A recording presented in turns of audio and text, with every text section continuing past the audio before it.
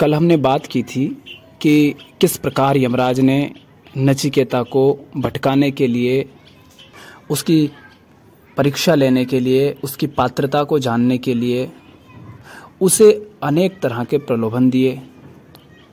सुख सुविधाओं और भोग विलास से संपन्न वचन देने की बात की, किंतु नचिकेता बड़ी ही समझदारी से, बड़े विवेक से उन सारे भोगों की व्यर्थता को, अनित्यता को, उनकी क्षण भंगुरता को जानता है, समझता है और अपने तीसरे वर पर ही अडिग रहता है।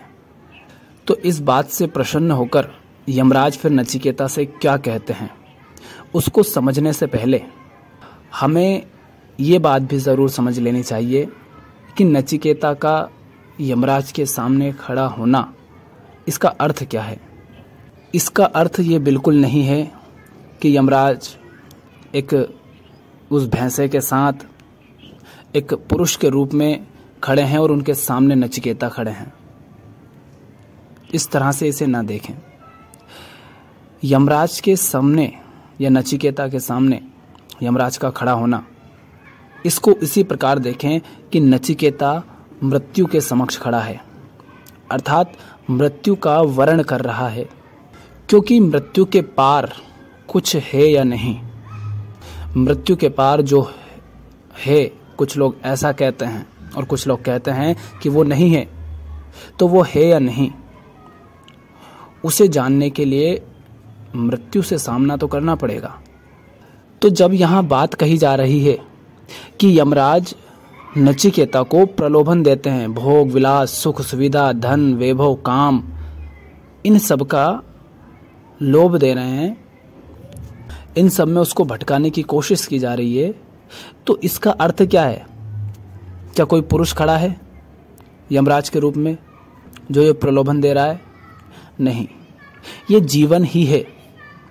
आपने देखा होगा जब लोग मरते हैं, मृत्यु निकट आती है, तो किस तरह से वो जीवन से चिपक जाते हैं, किस तरह वो भयभीत हो जाते हैं इस बात से कि उन्होंने अपने जीवन में जो कुछ भी एकत्रित किया और जो कुछ भी वो और एकत्रित करना चाहते थे, अगर मृत्यु हुई तो सब छूट जाना है। तो यमराज के सामने खड़े होने का अर्थ है मृत्यु का साक्षात्कार करना, और मृत्यु के साक्षात्कार करने का अर्थ है ये जान लेना कि मृत्यु क्या है। और नचिकेता वही जान रहा है। क्या जान रहा है? नचिकेता कह रहा है कि मृत्यु का अर्थ है सारे भोग विलास यहीं छूट जाएंगे, सारा धन यहीं रखा रह जाएगा, चाहे कितने ही सुंदर तुम्हारे घर परिवार थे, सब छूट जाएगा, ये शरीर छूट जाता है। मृत्यु तुमसे जो जो छीन सकती है, नचिकेता उन सब की क्षण भंगुरता को देख रहा है। मृत्यु तुमसे जो कुछ भी छीन सकती है, नचिकेता उन सब को मृत्यु छीने उससे पहले ही उन सब के प्रति अनासक्त हो रहे हैं। वो कह रहे हैं कि यमराज, हे मृत्यु, ये सब तो तुम मुझसे छीन ही लेगी, तो क्यों ना इन सब के प्रति मैं ही अनासक्त हो जाऊं, क्यों मैं इनको पकड़ के रखूं। तो मृत्यु के साक्षात्कार का अर्थ है उस सब के प्रति अनासक्त हो जाना जिसे मृत्यु छीन लेती है। सिर्फ सुनना, जानना भर नहीं, ये जीवन में उतर जाना चाहिए। फिर क्या होता है? फिर मृत्यु तुम्हारी मित्र हो जाती है, तुम मृत्यु के साथ जीते हो, फिर मृत्यु तुम्हारा मार्गदर्शन करती है। देखो ना, दुनिया को, संसार को, किसके लिए इंसान लड़ता है? उस सब के लिए जो उससे मृत्यु पल भर में छीन लेगी। क्या इंसान इकट्ठा करता है? वो सब जो मृत्यु कुछ ही क्षण में छीन लेगी। उसी के लिए रोता है, मरता है, मेहनत करता है, उसी को बटोरता है, उसी के लिए दुखी रहता है, परेशान रहता है। कुछ है क्या उसके पास जिसे मृत्यु उससे नहीं छीन पाएगी? और नचिकेता कह रहा है कि ये सब अनित्य है, नश्वर है, क्षणभंगुर है। मुझे तो यह जानना है कि इसके परे क्या है। तो यमराज को जानो अंत, वो जहां जाकर इस सारे संसार का जिसे तुमने रचा है अंत हो जाता है, नचिकेता की चेतना उस बिंदु पर खड़ी है कि यहां आकर के सब कुछ मिट जाएगा, अब भी क्या कुछ है जो बचा है। तो अब जो यमराज कहते हैं वो क्या है? वो वही सारे रहस्य हैं जो जब चेतना उस बिंदु पर पहुंच जाती है जहां सब अंत हो जाता है, जब चेतना उसे देख लेती है कि ये सब मिट जाना है, उस बिंदु पर पहुंचने के बाद ये सारे रहस्य खुलते हैं। ये जो सारा अस्तित्व है ये फिर अपने रहस्य खोलने लगता है। क्योंकि चाहे आप कितने ही अमीर क्यों ना हो, क्या आप मृत्यु को खरीद सकते हैं? खरीदने का तात्पर्य है कि क्या उस पर विजय पा सकते हैं? क्या मृत्यु से आप एक पल भी अधिक ले सकते हैं? नहीं ले सकते ना। चाहे तुम कितने ही शक्तिशाली हो, कितनी ही बड़ी तुम्हारी सेना हो, क्या होगा? अंत समय में जिस तलवार से तुम लड़ रहे थे वो तलवार भी तुम उठा नहीं पाओगे, ऐसी हालत हो जाएगी। तो नचिकेता इन सब के प्रति अनासक्त हो जाते हैं। तो यमराज खुश होते हैं, माने मृत्यु प्रसन्न होती है। प्रसन्न होने का अर्थ है कि अब ये अंत का, मृत्यु का साक्षात्कार अपने रहस्य खोलता है। तो अब यमराज क्या कहते हैं नचिकेता से, वो सुनिए। यमराज कहते हैं कि श्रेय और है तथा प्रेय और ही है। वे दोनों विभिन्न प्रयोजन वाले होते हुए ही पुरुष को बांधते हैं। इन दोनों में से श्रेय का ग्रहण करने वाले का शुभ होता है और जो प्रेय का वर्ण करता है वे पुरुषार्थ से पतित हो जाता है। ये जो श्रेय है और प्रेय है ये दोनों ही मनुष्य के सामने आते हैं, किंतु बुद्धिमान मनुष्य इन दोनों के स्वरूप पर विचार करके उनको पृथक पृथक समझ लेता है। विवेकी पुरुष प्रेय के सामने श्रेय का ही वर्ण करता है, किंतु मूढ़ लोग लौकिक योगक्षेम की इच्छा से प्रेय को अपनाता है। वो कहते हैं कि हे नचिकेता, तुमने प्रिय लगने वाले और अत्यंत सुंदर रूप वाले समस्त भोगों को भली भांति सोच समझकर छोड़ दिया। इस संपत्ति रूप श्रृंखला को नहीं प्राप्त हुए जिसमें बहुत से मनुष्य फंस जाते हैं। जो विद्या और अविद्या नाम से विख्यात हैं, वे दोनों अत्यंत विरुद्ध स्वभाव वाली और विपरीत फल देने वाली हैं। मैं तुझ नचिकेता को विद्याभिलाषी मानता हूं, क्योंकि तुझे बहुत से भोगों ने भी नहीं लुभाया। अब इन 4 सूत्रों का अर्थ क्या है हम वो समझते हैं थोड़ा। पहले सूत्र में यमराज कहते हैं कि श्रेय और है तथा प्रेय और ही है। वे दोनों विभिन्न प्रयोजन वाले होते हुए ही पुरुष को बांधते हैं। इन दोनों में से श्रेय का ग्रहण करने वाले का शुभ होता है और जो प्रेय का वर्ण करता है वह पुरुषार्थ से पतित हो जाता है। ये सूत्र बड़ा महत्वपूर्ण है।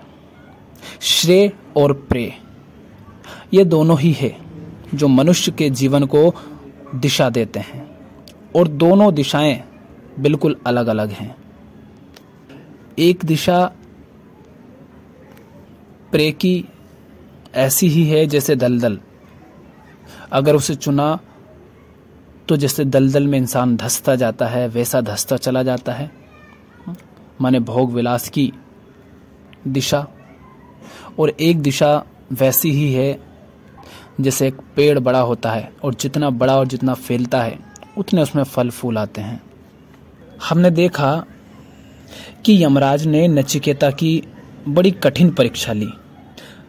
ऐसे ऐसे प्रलोभन उसे दिए जिनसे कोई भी बच नहीं सकता, कोई भी वहां पर रास्ते में ही फंस जाता और रुक सकता था।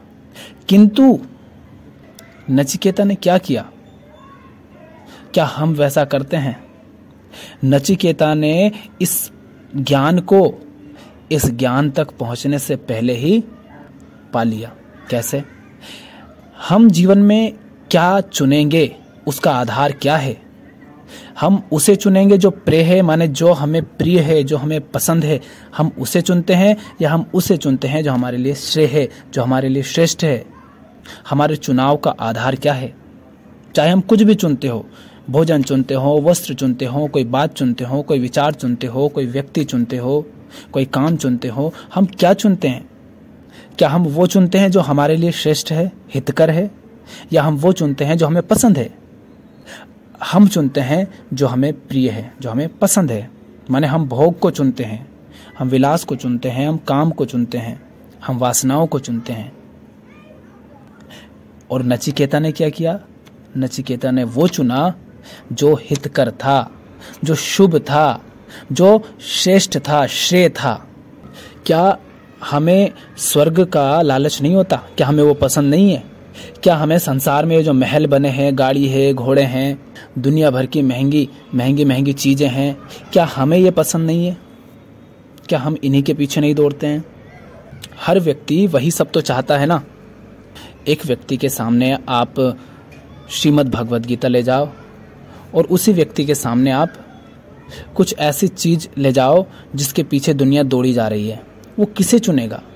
वो उस वस्तु को चुनेगा जो उसे प्रिय होगी। और वो कौन सी चीज होगी? वो दुनिया की ही कोई चीज होगी। और गीता भी दुनिया में है, किंतु वो उसके लिए हितकर हो सकती है, श्रेष्ठ हो सकती है, पर वो व्यक्ति उसे नहीं चुनेगा। क्यों? क्योंकि हम तात्कालिक सुख चाहते हैं, क्षणिक सुख होता है वो, किंतु वो तत्काल मिलता है, तुरंत मिलता है, उसमें धैर्य नहीं रखना पड़ता, इसीलिए हम उसको चुन लेते हैं।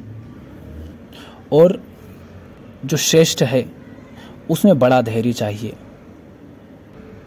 नचिकेता की इतनी कठिन परीक्षा हुई, कैसी कैसी प्रिय लगने वाली वस्तुओं से वो आगे निकल कर आया।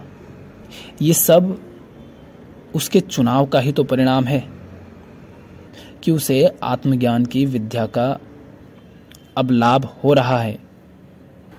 झांकिए जरा अपने जीवन में, आप क्या चुनते हैं?